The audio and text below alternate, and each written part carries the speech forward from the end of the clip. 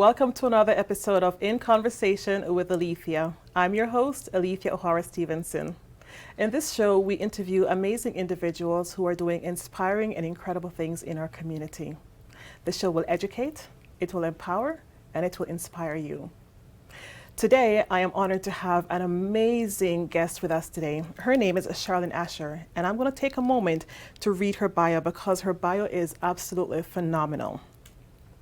She's the president of Cold Paper and Antoine Fulfillment Divisions of Asher Industries, Inc. This extraordinary woman is the epitome of perseverance, dedication, and commitment for managing to attain her 23-year history of achievements throughout her life. Not only did Charlyn distinguish herself as a successful businesswoman in the company, but she became the only Black female president in a corrugated and shipping supplies business. This accomplishment is not only historical, it is a trend-setting for our young people. Welcome to the show, Charlyn. I am so honored to have you. Oh, thank you so much. It's a pleasure and an honor to be here. Thank you Awesome. for having me on. Yes. I'm so excited to have this conversation with you because as the title of the show says, from humble beginnings to the C-suite. And I want to start from the beginning. Okay. I want to start from home because you are, I won't say product, I'll say the fruit of Grenada. And you had some really, really humble beginnings there. And I'd love for you to share that journey with us, that story with us, starting from Grenada. Yeah, so I was born in a small village in Grenada, Windsor Forest in St. David's, and I'm one of 9 kids. And like you said, I grew up in extreme poverty, not having running water, some days we would go to bed with no food, no shoes to wear. So it was like my childhood was really hard. It was really a struggle. My dad migrated to Canada, so I was raised by a single mom sometimes, and it was definitely a struggle to try to get things that we take for granted, like just food. Like we'll go begging at the neighbors to get some food. Wow. Just to have food or even clothes. We would share each other's clothes. I would go to my cousins and we'll all exchange clothes and stuff like that. So it was really tough. It's extreme poverty. You're thinking about a 1-bedroom. It's like a little shack, right? With 9 siblings. Yeah, with 9 siblings. So when I think back about it, how small the house was, it was probably less than 200 square foot house I grew up in, and we all would cram in there, and we slept on the floor, and some people slept under the table, wherever you can find a little space, to get to where to just get to where we are. Oh my goodness! And so you were able to move from Grenada to Canada, and I know when I read your bio initially, we talked about the fact that, you didn't have much education and you were able to still build an empire. So let's talk about that journey. Okay. What was the inspiration behind you even starting your first company here in Canada?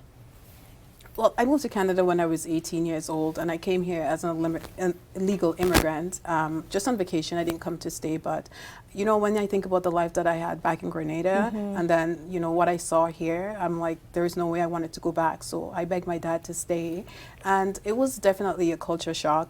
And not only was it a culture shock, people started treating me differently, and it was just like, I don't feel like home anymore. And people were like, I had a really thick accent and I didn't sound, and people would be like, what language is that? And I'd be like, it's English. And they were like, we never heard that English before, because it was Creole patois, right?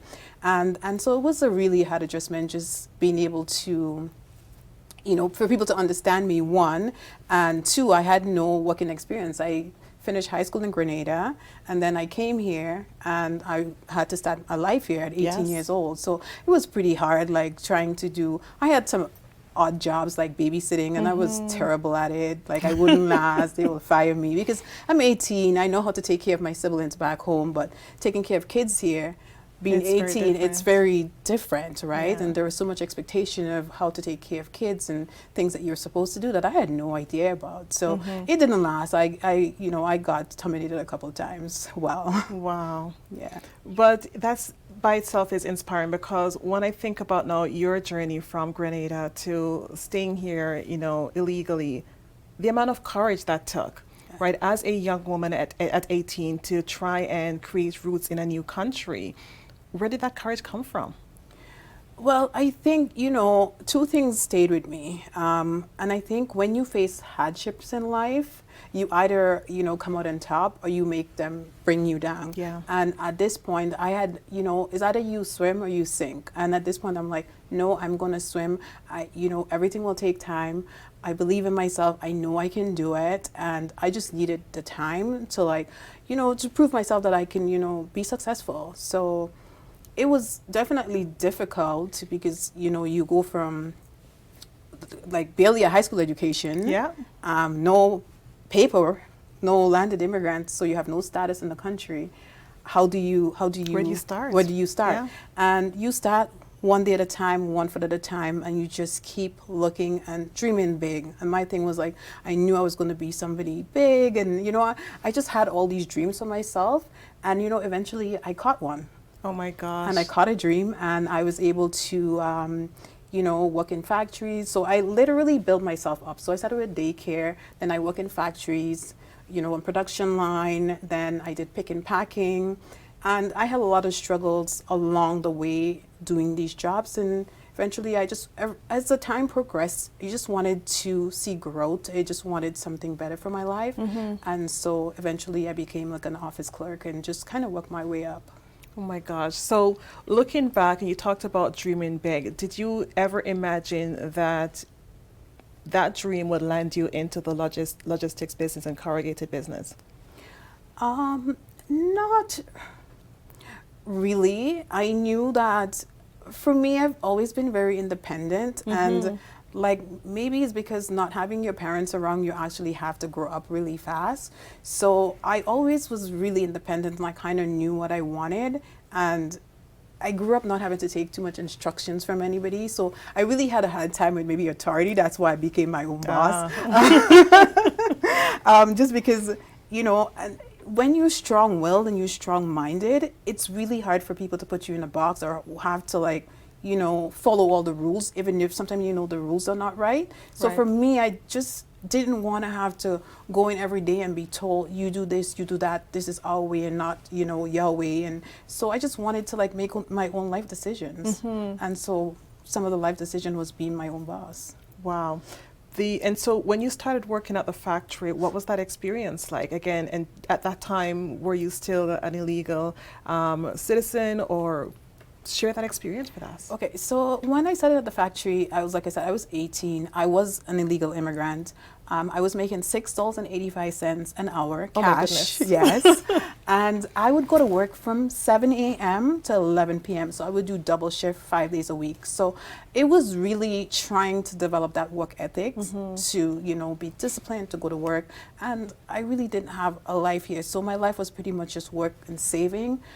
So by the time I was 22, I was able to buy my first house here in Canada. Okay, I think you need to repeat that because for you to be able to buy your own house at 22, Yeah. that is unheard of. Yeah. How did you do that? So at 22, I met my husband at, I think it was 19, and all we did was work. And I had a goal because he was at the time renting, and I felt like I didn't want to really rent from nobody. And every month I had to go give the landlord some money, and I'm like, no, it didn't feel Yes. right? So I'm like, let's work and save. And we worked, we saved, and when I was 22, we were able to buy our first house. That takes a lot of guts, a lot of courage and determination to be able to do that. And the fact that you're able to do that at 22, how did you stay out of trouble? Like, I mean, I know what I was like at 18. How did you manage to keep your head on your shoulders and together and focused enough to be able to accomplish your first dream? I think, you know what, when you come from a small island and you come from a place where, people say you can't do this or you can't do that, Yes. and you always have to find the need to try to prove everybody wrong and say, I can do this, I can do that, I can be somebody. Because, when you hear every day, you don't have no dreams, you don't have no goals. Like growing up, I was told, my mom had 9 kids, that the hope for you is that, have 5 kids. If you had 5 kids, the family would be happy. Wow. So this is what was surrounding me, that I will grow up, I will have 5 kids, but I'm like, I'm not going to let these people's misjudgment of me, of who I am going to be, manifest into the life that I should have. Wow. And so I just had that in the back of my head to just keep working, and I'm going to prove them wrong, and I'm going to be somebody. And so I guess just that strength, just to like really want to be successful. So that you're really the epitome of a self-defined woman, right? You didn't let other people's opinions, people's beliefs define you and who you are and who you were to become, which is absolutely powerful and inspiring. When I think about your journey again and seeing the woman that you are today, for you to be in a predominantly male business, what does that feel like? Because it's almost unheard of. And for you to be a Black female being a top organization, not just in Canada, but across North America. Yeah. Share that experience with us. You know, it's such a surreal experience. Like some days I'm like, is that really my life? Because I never, you know, you don't dream about, you know, you're going to grow up and you're going to be the only female CEO in North America in the corrugated industry, or even the only CEO, Black CEO in Canada in the logistics business, right? You just, you know what, like you just dream big. I just wanted to, like I said, one, have my family proud of me and those misjudgments of what they thought that I would be. And so it's pretty tough. It's pretty tough. Just, how do I say it? Just gonna cut it. It's tough because, you know, corrugation is not my background, to be honest with you. The logistics is. And when I bought the business, I was given like 1 month training. And then it's crazy because people in the business, in the corrugated business, who knew that I bought the company, were making bets that I would have Wouldn't last? 1 year. So Oh my everybody gosh. said 1 year, and then I'll be out of there. And so it was a lot of pressure, obviously, you know, because this was all my life savings that I took to buy cold paper. So if it didn't work out, then I had to go back, Oh my you know, to gosh. being an employee. And, you know, so I really had to push through and, you know, figure it out real fast. That is incredibly inspiring because, you know, here what I'm hearing is, you know, bet on yourself. Yeah. Who better to advocate for you than you, Yeah. right? And despite the naysayers, despite everyone else saying, you know, no, you can and she won't make it, here you are today standing in front of us and being able to share your journey and your experience with us. That's absolutely powerful and inspiring. And, you know, I wish many viewers who are listening to this will take some of the nuggets that you're sharing because you started with a dream. Yes. Right? And here you are today being the only female CEO Yes. in this industry. Yeah. Dream big. Yes, you Dream have big. to. Yeah, so I you know, what I say to myself is, you know, don't let, like you say, the naysayers or anybody's misjudgments or concept of who you are, what you should be, Yes. you know, get in the way of your dreams because, you know, your dreams are, you know, we don't have much in life. Exactly. But we have our dreams and our Yeah. thoughts, right? I love that. You know what? I'm going to pick up on that. We're going to take a quick break and we'll pick up on that conversation. Okay. Thank you so much for joining us. We're here with Charlyn Asher and we're just talking about her journey in the corrugated business. Stay tuned. We'll be right back.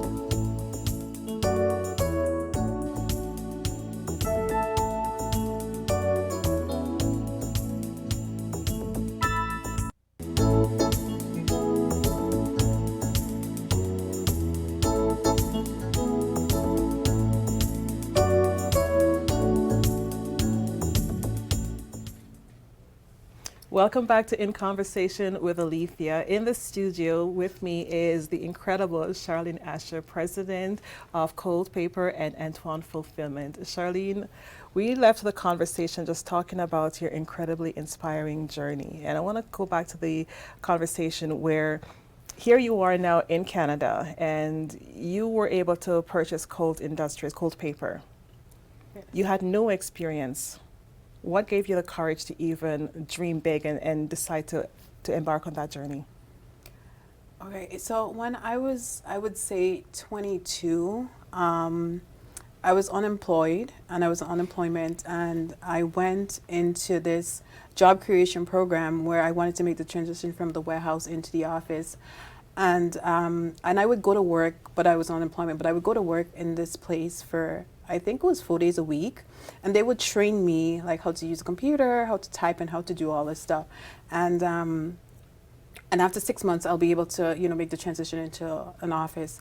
And I remember one of my coworker was saying to the owner of the company at the time that I was dumb, I was stupid, I didn't speak proper English, and Wow. she was wasting her time with me.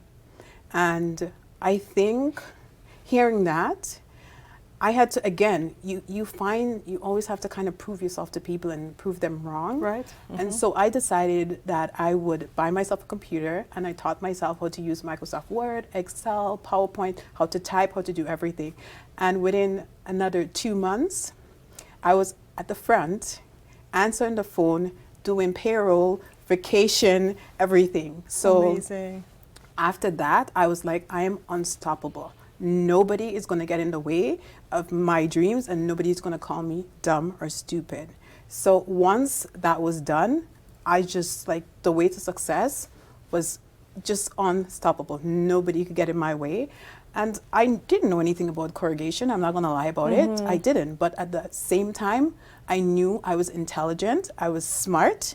I was knowledgeable. Yes. And I know I was a quick learner, and nobody cannot take this away from me. I can do it. I did it. 6 years later, we're here. Oh my gosh. See, Yeah. the message that I'm hearing, and for all of our young people, there is nothing that you cannot do Yeah. if you only believe in yourself. Yeah, believe in yourself. Don't listen to what nobody have to say about you. Let the noise in the background be that background noise, Yes. and you just stay focused. Run your race. Don't look back, because the people who are in the back of you, they're there for a reason. Yeah. And so the people, and sometimes you need naysayers and haters and doubters to, to shoot you to the top. So they can say, wow, I was really wrong about this person. And so that's why, I wasn't afraid. I'm never afraid. Fear is not part of my vocabulary. I'm never afraid of like doing anything. So was it fearful to like buy a business? Not really. Did I know I could do it? Yeah, I'm smart. I know I'm super smart. Yeah. I might not, I got kicked out of high school, but didn't mean I wasn't smart. Wow. I was smart, and I'm proving today that I'm very smart because I'm running successful business. Smart, you're capable, you're powerful, independent, Yes. all of the above. Oh my goodness.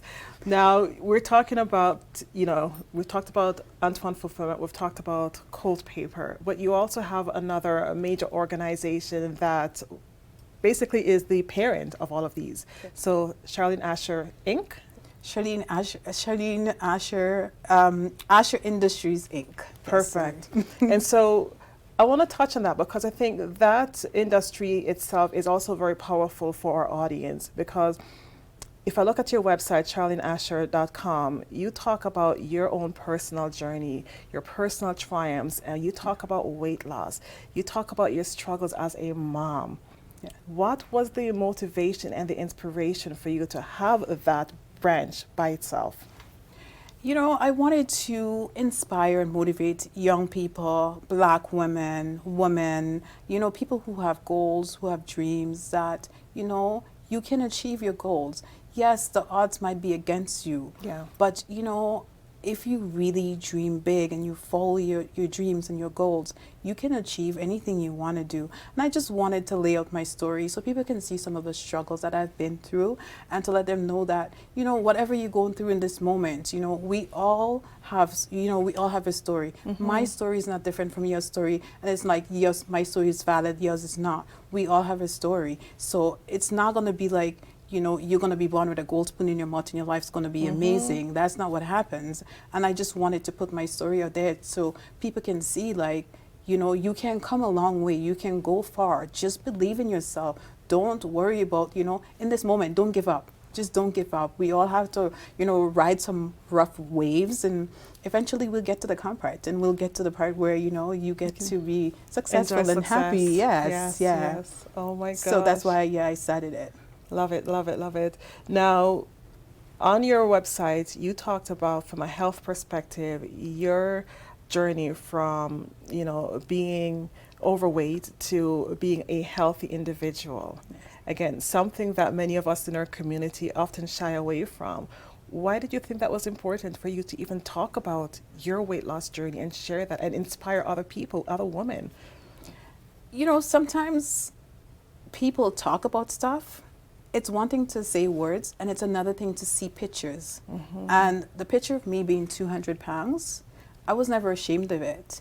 You know, that was me. But I made the changes to live a healthy lifestyle, to lose the weight, and I wasn't going to be embarrassed or ashamed of it. So I did it just to inspire women or people who just trying to lose weight, who's trying to get healthy. You know, it's really a hard journey, but you know, one step at a time, you know, one workout at a time, you're able to achieve that goal. So that's why I did it. I didn't do it because people are like, are you crazy? Why would you put yourself out there like that? But it wasn't about me. It was about me, like being selfless and, you know, trying to motivate and inspire people to get healthy themselves. And you're being your authentic you. Yes. That's amazing. The other component of your journey, your incredibly inspiring journey that I'd love to touch on is your community component, your opportunities that you've created to be able to not only give back to your community here in Canada, but your community back home in Grenada. Can you touch on that a little bit? Yeah, so I think it was in 2017, I took a trip to the Caribbean, to Grenada, and I went to one of the primary school where my sister taught, and it's a school with a lot of kids, hundreds of kids, and they had like a little printer, and I'm like, is that the printer? And she's like, yeah, that's the printer for the whole school. And I thought, like, that's so unfortunate. Like, no school should have this little printer that we have at, some people have bigger printers like than that in their home office. So I decided when I came back to Canada to do a GoFundMe to raise the money to buy them a big printer. They had a little bit of money, but they didn't have enough to buy it, and they were going to have to do fundraisers and bake sales, and it just seems as if they were trying to raise that money for years and years and years. And so I came back and I started a GoFundMe, and I think within 2 weeks I was able to raise 2,500 Canadian dollars. I went down and I presented it to them, and they were able to buy a big copier, and kids were able to go home with their homework, because when I was there, kids had to write the homework. The teacher had to write it on a chalkboard and the kids had to write it down. Yeah. Now their homework is being printed up for them and they get to go home with their homework. So it was about saving time and just giving back. Also, because I grew up extremely poor, I never had a toy at Christmas ever. Never, ever. In 18 years or more of my life, I never had a toy. And when I went back in 2020 to celebrate my 40th birthday, I was just looking at the kids running around, no shoes on, you know, playing in the dirt. They didn't have toys or anything. And I thought to myself, you know, I have to come back. I have to do something. And so in 2020, I know in the middle of a pandemic, I decided to launch a cold Christmas toy drive in the middle of summer, and everybody thought they were, like, I was crazy. Yeah.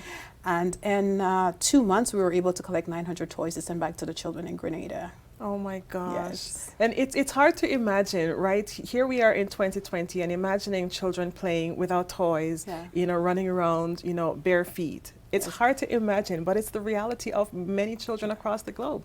Yeah, it is definitely reality. And, you know, because you live it, you know, you experience it, it's a different mindset when you've lived through it. You always want to find the need to give back and to, you know, just try to make somebody's life better. If you can use your name, your face, you know, to be able to change a child's life, why not? And so that's why I try to give back and I try to help. And not only that, here in Canada in 2012, unfortunately, I lost my job and I was going to the food bank to get food and clothes and books for my daughter as recent as 2012. Wow. And now I write checks to some of the food banks here in Canada as a way of giving back. Yeah. This is so powerful because, you know, the previous show we talked about, you know, being vulnerable as well, and using that vulnerability to be able to give back to the community. And here we are again having the same conversation with you, Charlyn, talking about, you know, your vulnerability, and now you're in a position to give back and help others, right? Yes. It is absolutely powerful. You could have easily said, you know what, I'm good now. Right, I've made it, right? And so enjoy the fruits of your labor, but yes, you're enjoying the fruits of your labor, but you're giving back to your community right here at home in Canada and in Grenada where you were born. Yes. Oh my gosh, so inspiring. You mentioned your daughter. How does she feel about all of your accomplishments? You know, kids are always embarrassed of their mom. You know, their friends are always, your mom's so cool, your mom's so cool. Yeah. And she's like, oh my God, you're annoying, you're embarrassing Yes, me. yeah. Right? But I think deep down she's actually really proud. She sees how hard I work. She knew the struggle, like, you know, in 2012 or even 2006 when I bought my first house at 26 by myself with no husband, nobody. It was solely just myself, my name on the mortgage. And she knew the struggle that we had growing up. Like, I wasn't able to give her, like, you know, a lot of toys, but you got a toy, you know. And now, like, she's able to have a good life, and Nice. you know, so I think she's really proud. And Good. even if she don't say it that much, I know deep down she's like, oh, that's my mom. Yeah, of course. And I'm Yeah. sure she's inspired as well by all of your great accomplishments. And, you know, that is helping her on her journey to develop her own confidence. Yeah, most definitely. I call her a workaholic. Just Saturday, I'm like, you cannot go to work. You're working too hard. You have no reason. Yeah, but you know, some of her mindsets and some of her qualities, I see them in myself at 18, you know, wanting to work as hard as I can, doing 16 hours a day, you know. So I think, you know, it's a good thing, and I'm glad that I get to be a role model to her, and hopefully to a lot of young girls who's out there watching this and Yes. thinking like, oh, I wouldn't be successful, I wouldn't be nobody, I believe what these people are saying about me. So I'm hoping that like if it changes one black girl's life, then, you know, I think, you know, we're doing something good here. That's amazing. And so, in 30 seconds or less, what is that one message that you would leave to your audience? Anyone watching? Believe in yourself. I know people say that all the time and it sounds cliched, and people say believe in yourself, but truly believe in yourself. Stand up for yourself, you know, go in battle for yourself. If you don't stand up for yourself and don't believe in yourself, nobody else will. You know, and just believe that you can be successful, that you can be somebody, and don't let nobody stand in the way of your success or you being yourself. Oh my gosh, absolutely amazing, mind-blowing conversation with you, Charlyn. Thank you so much for joining us today on In Conversation with Alethia. And if there's any message that you can take away from today's conversation is, believe and you will achieve. Thank you so much for joining us on In Conversation with Alethia. Please tune in next time for another amazing episode.